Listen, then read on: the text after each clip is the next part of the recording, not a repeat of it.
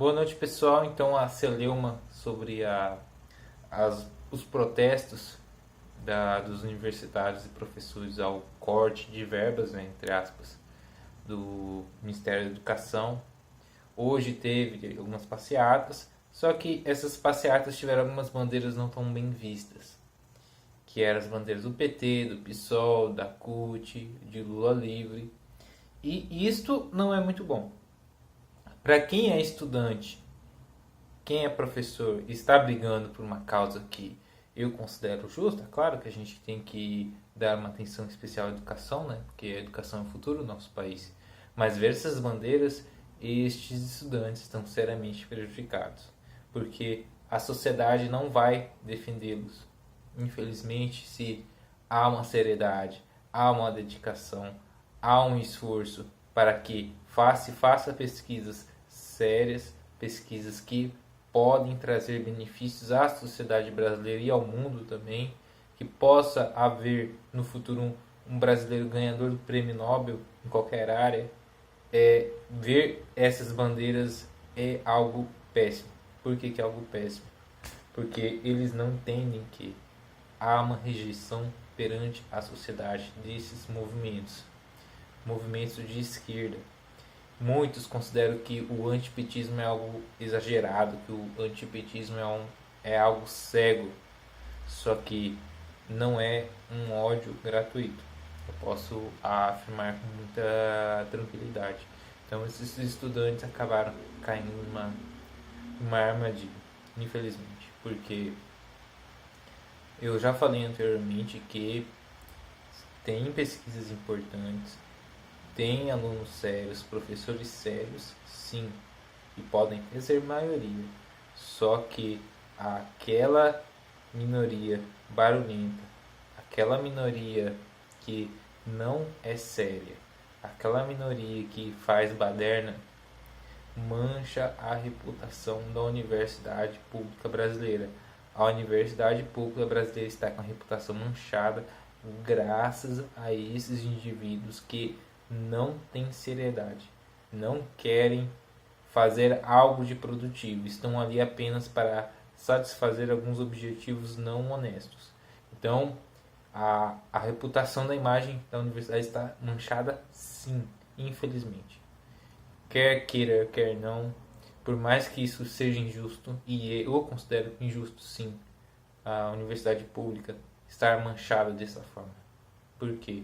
Porque pesquisas sérias são deixadas de lado, porque é evidenciado pesquisas com motivos totalmente eu não consigo encontrar a palavra certa, porque são coisas ridículas, coisas que não trazem um certo benefício à sociedade brasileira, inclusive deturpa determinados valores, porque você quer queira, quer não, certos valores o brasileiro ainda preza.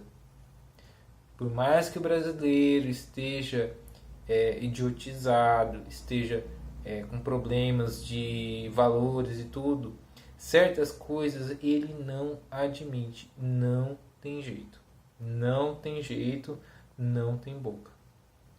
Então, estes estudantes que estão brigando sério, querem que a sua universidade continue funcionando, que nada atrapalhe o andamento de suas pesquisas, de sua sala de aula, de tudo mais, ele caiu numa armadilha.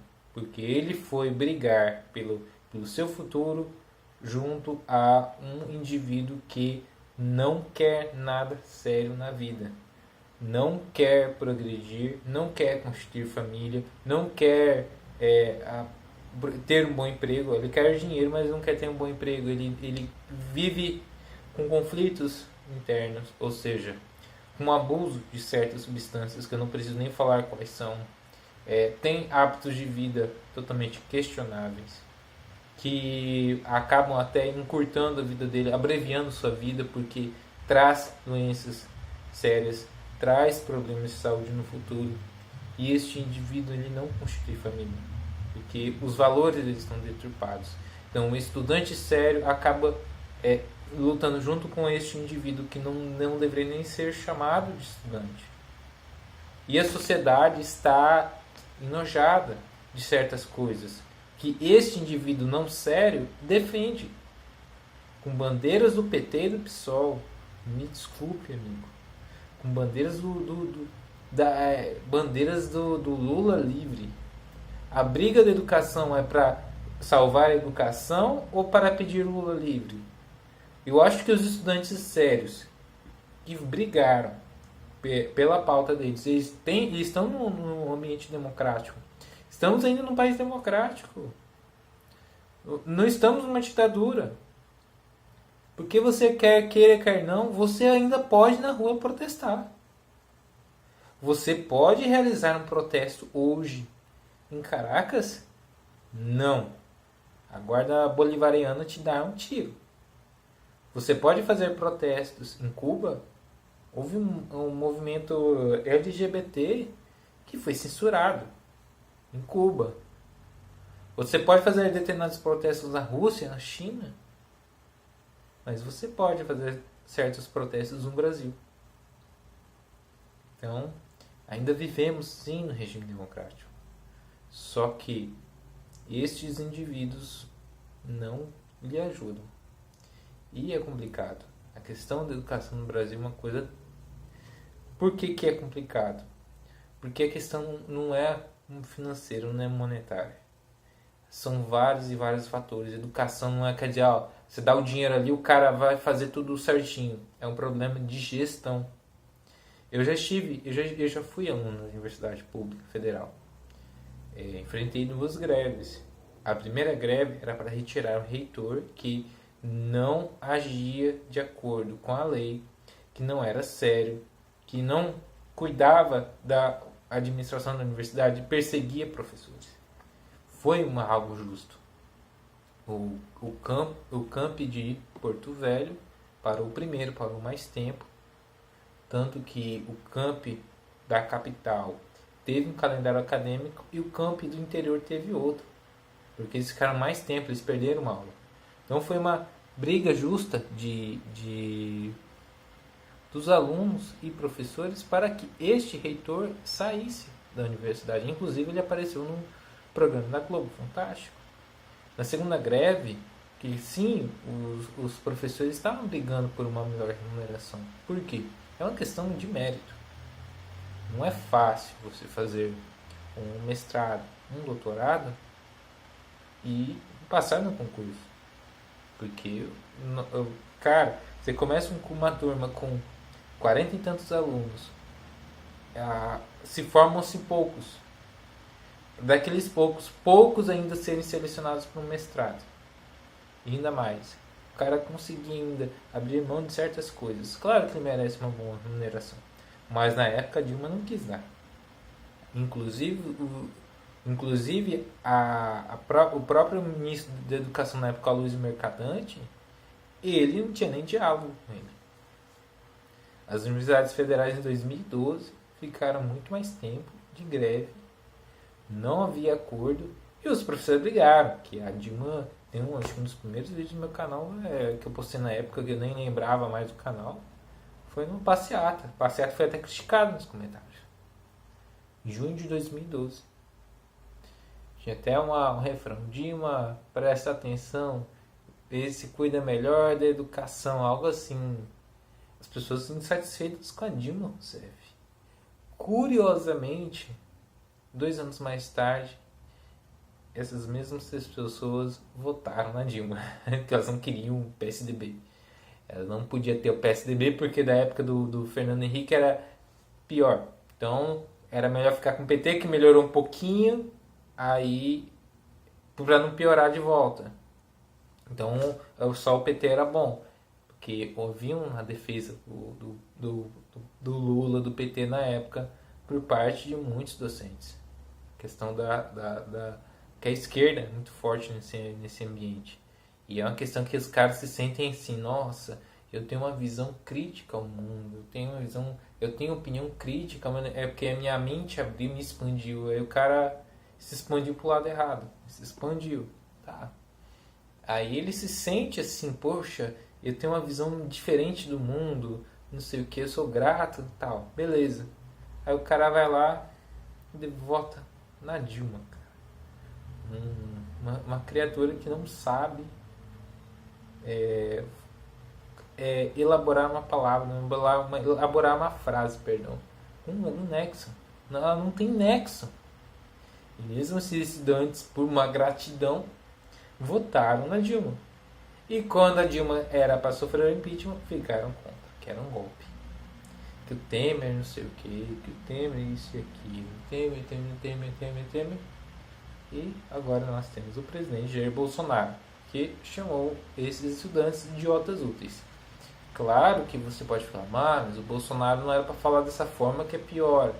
Que não sei o que. E ainda mais aquele do Mourão lá, sem vergonha, Mourão oportunista. Não, que eles estão certos, que tem que protestar e tal. O Mourão é esperto. O Mourão, não sei se ele é esperto ou besta mesmo. Por que, claro, a fala do Bolsonaro podia ter usado outras palavras. Mas ele não está errado a chamar de idiotas úteis. Os caras vão protestar por educação, que é algo que é pertinente, algo que é verdadeiro, mas tem bandeira de Lula livre, de PT, PSOL. Que isso? Que isso? Eu fico assim sem pensar, poxa, vocês querem lutar pela educação ou pedir Lula livre? Pedir o quê? Virar assim... E se essa manifestação descambasse para algo a mais, algo errado? Se colocasse a vida de indivíduos em risco? Eu não soube se houve excesso, se houve violência. Uma das coisas que eu também me questiono nesse sentido é por que colégios estaduais entraram, paralisaram, sendo que algo que se compete apenas ao ensino federal. Por que pararam?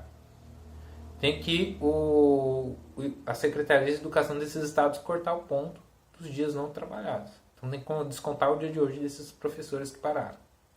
E multar os sindicatos. No caso aqui do meu estado é o Sintero. Tem que cortar ponto de todos os professores que não trabalharam hoje. Teve colégios particulares que também pararam. Então eu acho que, no caso, os pais têm que exigir o desconto nas mensalidades do dia que não foi dado aula. Eu, se fosse pai, tivesse um filho em colégio particular e o colégio parou, o professor não deu aula, eu iria no PROCON exigir o desconto na mensalidade. E que a escola cortasse o dia não trabalhado dos professores, porque o profissional privado, se ele faltar um dia, ele vai ter o desconto. E ainda, dependendo do caso, é passível até de ele ser despedido, né? É foda, é complicado. Então, eu acho que isso não era uma briga de quem está no ensino federal. Eles que têm que brigar. Agora, vindo esse oba-oba de entrar em outras categorias, denota-se que há um outro objetivo. Então, o objetivo de lutar pela educação universitária acaba sendo distorcido. Mas a população está sendo induzida ao erro, induzida ao ódio, induzida a não sei o quê. Porra, o que eles veem, o que eles enxergam? O que eles estão vendo do ambiente acadêmico?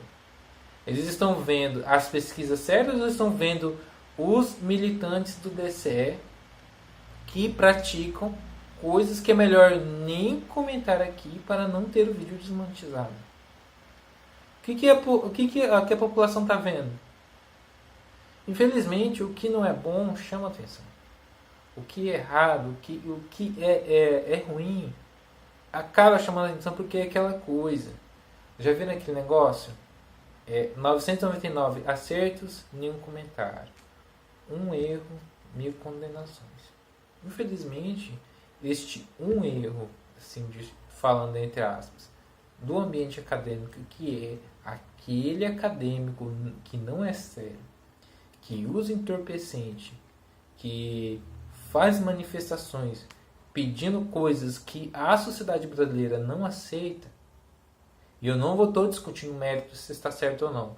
Não estou discutindo o mérito da legalização de entorpecentes, quaisquer que forem, de consumo de certas coisas dentro da universidade, fazer certas coisas dentro do ambiente acadêmico, porque é um desrespeito com o contribuinte. Acadêmicos que estão há 15, 16 anos e não se formam. Você vê que uma representante da Uni, chamada Karine Vitral, não se formou ainda em História. E só tem, acho que, 8 semestres. Será que é tão difícil uma acadêmica se formar em História? Será que é tão complicado assim para ela? Será que tem tantos pré-requisitos a grade dela que só vai estar um pouquinho lá trancando o ano inteiro? É isso que eu me pergunto. Claro que em cursos de exatas, que nem foi meu caso, demora-se mais a se formar. Porque é complicado mesmo. Tem os pré-requisitos, tem as disciplinas difíceis. Porque você tem que ter uma boa base. Você tem que entrar na universidade já com uma boa base. E eu vim de colégio público, que o ensino era péssimo. Então muitas coisas que eu deveria ter aprendido no passado, no ensino fundamental e médio direito, eu tive que aprender na universidade, que não era para aprender aquilo na universidade, era para aprender os conhecimentos já aplicados na universidade. Então, por exemplo, questão de matemática básica, a minha matemática básica, minha base era fraca. Eu vim com péssima interpretação da língua portuguesa. Ou seja, tive dificuldades no começo de entender certos enunciados. E você não consegue entender o que o problema é de direito. E muitas vezes isso é ruim. Porque muitas vezes o estudante ele reprova em algumas disciplinas porque ele não entende o enunciado da prova. Ele não consegue entender os pormenores. Porque existem conceitos ali que o cara tem que saber. Se ele souber direito o conceito, ele consegue entender o problema. E muitos colegas meus também tinham essa mesma dificuldade, porque vimos de um ensino ruim. Isso é complicado. E por isso há uma grande evasão, por exemplo, em cursos de exatas. Cursos de física, engenharia, estatística, matemática, química. Uma grande evasão, porque o cara ele precisa chegar ali. E o professor ele não tem culpa, o docente ele não tem culpa se esses alunos vieram de ensino bom ou ruim. Ele está ali para aplicar o trabalho dele. Ele passou no concurso, ele teve o mérito, ele se esforçou, ele estudou para estar ali. Ele ganha o salário dele para estar ali e dar o conteúdo, trabalhar a disciplina dele, os projetos de pesquisa dele. E ele não pode voltar e dar um conceito que o outro professor em outra instituição, na escola pública, não deu direito. Ou foi negligenciado. Ele não tem culpa. Então eu tive um professor de química quando eu entrei na universidade, que o currículo dele era perfeito. O cara era pós-doutor, nem era nem doutor, pós-doutor. Ele sabe muito, ele sabia muito, mas ele também tinha o estresse dele. Ele tinha os problemas dele, porque ele veio, mas a esposa não veio. E ela tinha dado à luz uma criança. E o cara, o emocional dele estava triste, assim, porque estava longe da criança recém-nascida. Então ele estava estressado. E ele tinha um grau de exigência dele. Ele era uma pessoa altamente qualificada. E ele estava estressado. Ele pediu transferência.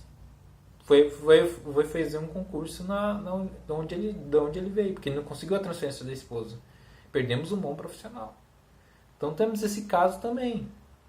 Porque o professor também é um ser humano. Na época eu não entendia. Poxa, esse cara é filho da mãe, é apelão, reprovou quase toda a turma e tal. E as que ele tinha reprovado não tinha como pagar, porque ele não deixou pagar, senão a turma ia ficar quase sem alunos. Teve depois turma especial e tal, para que esses alunos pudessem pagar. E assim foi. Mas, poxa, complicado, né? Então, a gente vê que o problema não está na universidade, está no começo. Então, é igual um processo de fabricação. Se este processo já começa errado lá no início da montagem, na parte final não adianta mais. Ele não vai passar por controle de qualidade. Se a montagem inicial da matéria-prima já está com defeito, o produto final não adianta fazer mais nada. É a base. É igual a base de um prédio, o alicerce. O que adianta eu ter um topo, uma fachada bonita, se a minha estrutura não suporta aquilo? Vai desmoronar, vai comprometer. Igual o Palace 2 que desabou. Muita gente morreu, não sei se morreu muitas pessoas, mas o prédio inteiro desabou. E é complicado, cara. É complicado. Não tem, se você não tem base, não adianta. Não adianta você tentar aprender certas coisas se você não tem base. Como que você poderia, por exemplo, entender de hidráulica se você não entende de física básica? De cálculo? Como que você vai entender de termodinâmica se você não entende nem de física, nem de química e nem de matemática? Como que você vai interpretar um texto se você não tem um hábito de leitura? E o problema não está, de certa forma, na universidade. O problema está no ensino básico. O problema está na educação básica. Aí que está o pulo do gato. É a gestão. Não está tendo gestão, não está tendo prefeitos municipais e secretários de educação municipais não estão fazendo o trabalho deles corretamente. E a universidade vai receber esses estudantes egressos desses lugares. E o que vai acontecer? Ou vai ter evasão ou alguém vai ter que fazer alguma coisa. E o cara vai chegar lá, aí ele vai colar, ele vai passar colando, aí vai se formar um péssimo profissional, ou ele não vai conseguir um emprego, ou ele não vai conseguir passar no concurso. Por quê? Porque ele veio sem base. Ele se forma sem base. Aí é complicado. Aí o cara tem que se reeducar. Tem que reaprender tudo. Se ele quiser, por exemplo, passar num vestibular, num concurso. Por quê? Porque ele já veio de um ensino cheio de deficiências. Por inúmeros motivos. Não estou culpando os professores do ensino fundamental e médio. Só estou dizendo que existem inúmeros fatores que colocam os estudantes em situação que eles chegam no processo final com deficiências. Com deficiência em matemática, em deficiência em português, em conhecimentos básicos de ciências, de geografia, de história. Isso é muito perigoso. Aí não adianta nada. Ah, esse povo é burro, brasileiro é burro, brasileiro não é nada. Ele é uma vítima. Todo mundo acaba sendo vítima. Esse sistema maldito. Então não adianta você culpar o Bolsonaro, culpar o ministro, o Weintraub, que eles são filhos da puta, que eles não querem educação só pro rico, que eles não querem que o pobre tenha isso, tenha aquilo. Não adianta bradar isso. O problema não tá agora. O problema só está sendo jogado na roda agora, mas esse problema tem uns 20, 30 anos. Acontece que a gente passou todos esses anos de olhos fechados. Agora a gente está abrindo os olhos. Porque a merda que está acontecendo já tem tempo. A gente tem que acordar. Tem que acordar que o problema já está, ó. O incêndio já tá pegando a fogo. Vocês estão querendo apagar o fogo quando já está em cinzas. Já pegou fogo tudo. Não adiantou mais nada. Vai se levar muitas décadas para a gente reparar esse incêndio que houve na educação brasileira. Então, meus amigos, eu fico por aqui. Acho que já falei muito. E até o próximo vídeo.